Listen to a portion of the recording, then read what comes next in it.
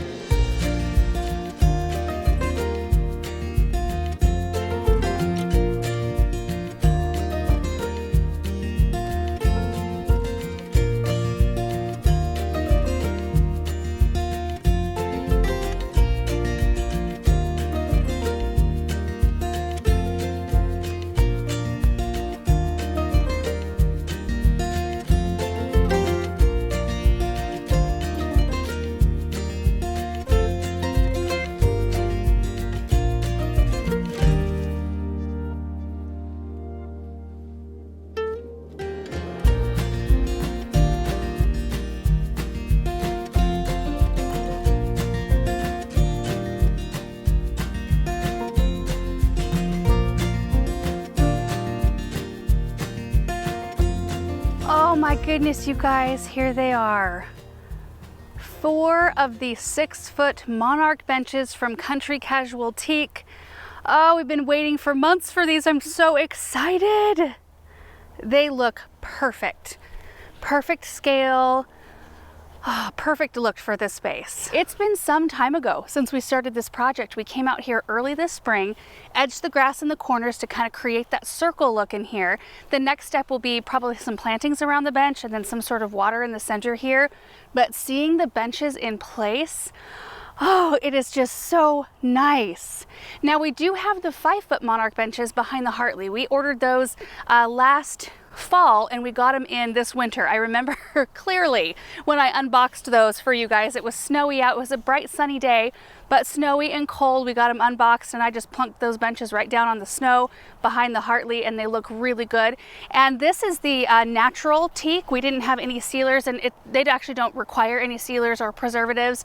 The teak wood just holds up to elements really well. And they will weather out to a nice gray color. Oh, look at that.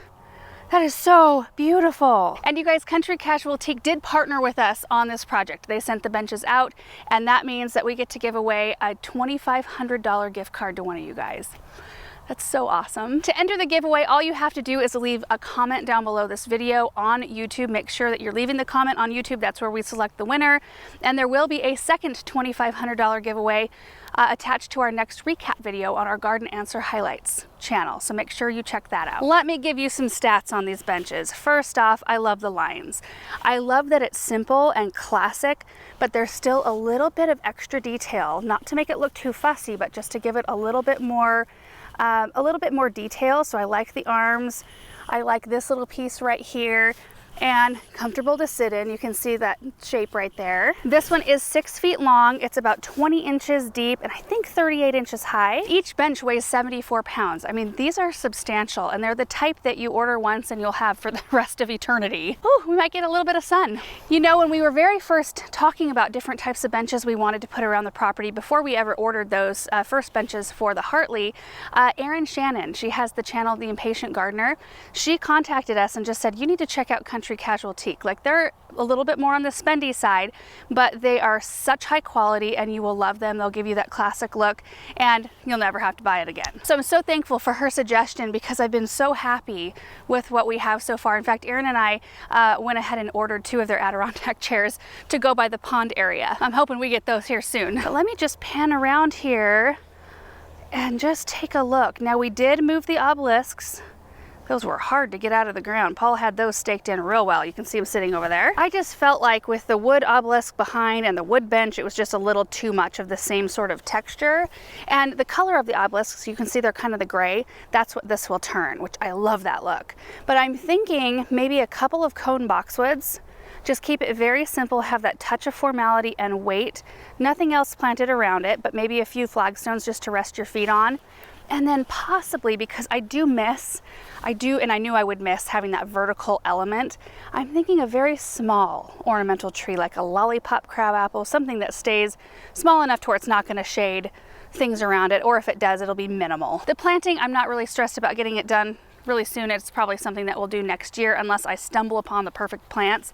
But I kind of like letting things fall into place sometimes, and I feel good about that, and it gives me time to think, and oftentimes I do change my mind. So it's good just to get the, you know, the kind of hardscape in place and then let the rest of it just fill in over time.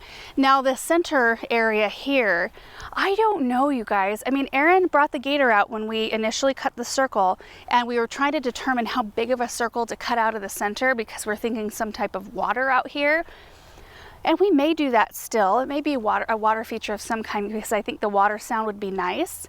But, you know, it'd also be nice just to plant it up too. I'm not real sure. Whatever we do, I don't want it to be so enormous that it dwarfs the size of the shed. I still want to keep things a little bit more subdued because that's just kind of the centerpiece out here. I love that shed. I love the style of it. I think the benches complement it perfectly. It's not like too much or too ornate. I think that they're both a little bit, like, not rustic. I don't know what the word is. Just not super fancy. So I don't want to come in with like this big giant tiered fountain. One, because it's not very protected from wind in here. We do get quite a bit, so the water would be blowing out of it all the time. But also, I think that it would be a departure from the style out here. You know, I didn't want everything out here to feel fussy, and it's not. I mean, look at it. Cut flower gardens, you can have them look a lot fussier than this if you do a lot of staking and all that kind of stuff. But I like having the freedom for things just to kind of ramble and do their thing. It's peaceful to me. So we'll see. I mean, we will cut something out here, but we'll just have to determine what kind of feature we put in here or plantings, so on and so forth. And I am going to be using the obelisks again. Those came from Gardener's Supply initially. I wish they still sold that style because I love that style, that four-sided with the little cap on top. They're so pretty. But I think what we'll do is pop them in the wheat area. Once we clean up all that wheat stubble, we'll just pop them in there. It'll be a really sweet accent over there, and then I can plant some kind of wonderful climber below them. One other thing that I really appreciate about Country Casual Teak, and this is something that I appreciated about them even before we got connected with their company, because I chose this option with the first 4 benches that we ordered on our own, but they give you the option to have your furniture come assembled instead of having to do any assembly on your end. It is an additional cost, but I think it's 100% worth it, because assembling furniture for me, I mean, some of you guys might enjoy that and that's awesome. I don't enjoy that. If I could have all furniture come assembled to my house, that's the way that I would choose to have it done. They arrive in these big, beautiful boxes, which we use the cardboard. I mean, we made all those vegetables for the garden store windows with the cardboard that came from the last benches. They come in these big cardboard cartons, all beautifully packaged, and you just lift the bench out and go place it where you want it. Awesome. We're gonna need to do just a little bit of leveling on some of these, but I just think they're so gorgeous. I'm so pleased. So pleased, Douglas. They are so pretty. So now when we come out here to do our flower things, we have a place to sit. Take a rest, a breather, enjoy the space. especially on a day like today. Oh my goodness. I think we might even be in for a little bit more rain. That's how it's looking. And you know, I said that the year 2023 was going to be the year of the bench, or the year of garden seating, and I feel like we have. So we added the 4 benches behind the Hartley, we added these 4 benches, we added a bench on the west side, kind of underneath one of the elderberries that I limbed up. Where else have we added seating? We got some furniture for the back kitchen area and the brick patio area. We've got those Adirondack chairs coming for the pond area. It's just such an important element of the garden, and something we've been really lacking for the last few years. I mean, we've been so focused on other things, other wonderful things, you know, setting up infrastructure of the space, getting a lot of bone structure plants in, a lot of hardscaping, a lot of things like that. And so, you know, your seating kind of just keeps getting pushed out and out and out, in my mind anyway, because I always think, well, I kind of want to see the area a little bit more developed so I know what kind of seating I want in these areas. And I feel like we're getting closer in a lot of spots to know what we're looking for. So anyway, I'm just so very excited about these. So don't forget to add your comment below this video on YouTube so that your name will be entered in to win that $2,500 gift card, which is so incredibly generous of them. At this point, I think I want to take advantage of this weather and get some peppers harvested. So a little bit of fun bench activity, a little bit of fun harvest activity. All right, guys, it is a new day. It doesn't really look like a new day. We've had a couple of overcast ones in a row, and it's just been glorious. In fact, this morning I woke up to a really loud thunder. So I went outside, and from the east, the sun was coming up and shining across the garden. But the west, there was dark clouds moving in. There was a rainbow. There was big strikes of lightning that I could see, big roaring thunder, and rain, all with kind of like the sun coming in. It was just so weird, but amazing at the same time. So everything got a little bit of a drink. Mostly, it wasn't like a super saturating rain, but it was one that kind of washes your plants off. So we're out here by the beautiful sunflowers. These are some of the ones I just showed them to you guys the other day from Sunflower Steve. Some really cool ones. Look at that. Isn't that gorgeous? I think this is from the Van Gogh mix. We got just a big section of them. They were a little bit droopy this morning because of all the weight of the rain, but I just love it out here. We've got potatoes just about ready to start digging. And then these are our peppers. I do need to do a tiny bit of weeding. Oh, that one's in there. There. We haven't been worried about a lot of the weeds, but I'll weed this little section. But these plants are just loaded. We've got some hot peppers, we've got some bell peppers, we've got some poblano type. And look at these are the hot and heavy peppers right here. I mean, these plants are just crazy. And then this is about where they end. So I'm just counting here. I can't remember. We've got 3, 6, 33 peppers out here, and then I've got 8 peppers up in the raised beds. But this is what I want to focus on today. Right when I got out here, I actually heard thunder again. So we'll see if we get some more rain here in a minute. But let's just get all of these harvested, and then I'll show you what we end up with.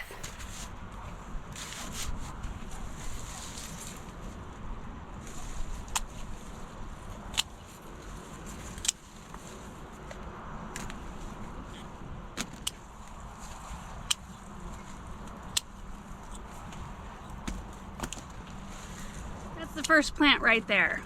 Oh my goodness.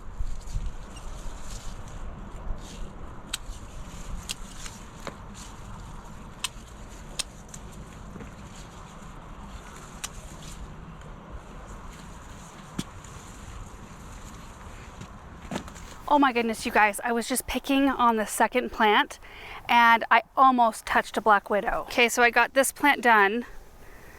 I was reaching in right here. Nope. Oh, I'm not afraid of spiders. I mean, I don't want them on me or anything. And I also don't want to accidentally run into one. It's kind of like snakes. We do have like little itty bitty snakes, not anything that's poisonous around here. Okay, I'm right on an anthill too. Ooh! Ah! Ew! I was sitting right on an anthill too. Oh my word. Like I was saying, I'm not super afraid of insects, but I don't want to be up in their business. Oh my goodness, that just kind of scared me there. So I'm going to still harvest, tentatively. Black widows, they're not out to get you. Like it would not try to charge at me and try to bite me. It would only do it if I got really close to it and, you know, kind of threatened its position. So anyway, for now, I'm just going to harvest around it and we'll still get this done.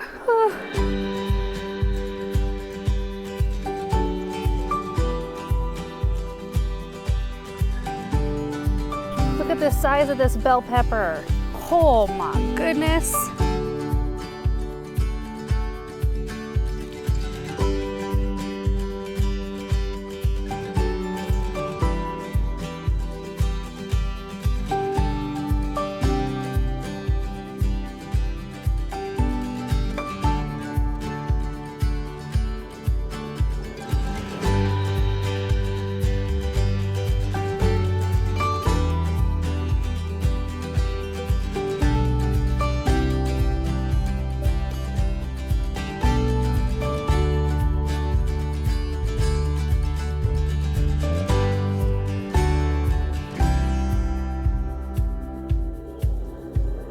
All right, guys, I am not harvesting all of the peppers out here today.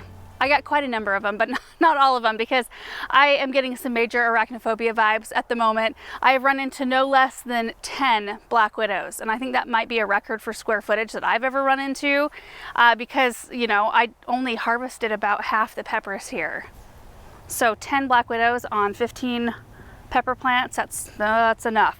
So I'm going to rethink it. When I come back out here to do more harvesting, I will probably be dressed like socks and shoes and gloves and long sleeves and all of that, because you know, where there are 10 black widows, that potato patch is probably loaded, and I'm thinking the tomatoes are probably something I'm gonna be careful with as well. You know, you get in here and they're so darn thick. Oh, look at all these beauties. We're having BLTs for dinner tonight, so I'm gonna grab a few of these, but you know that there's probably some in here as well. Kind of a nice thought, huh? But I only harvested these plants here minus those two, and then I skipped those because, oh, those are a little bit more dense. Those are the hot and heavies. But this is a really sweet harvest. I mean, these are all of the jalafuegos right here, so these are spicier. We've got a few of the poblano. This is the barracuda variety, and those look real pretty. I did get a few of these sweet sugar kicks, the pepper pots sugar kicks, right? I don't know, they're real pretty peppers.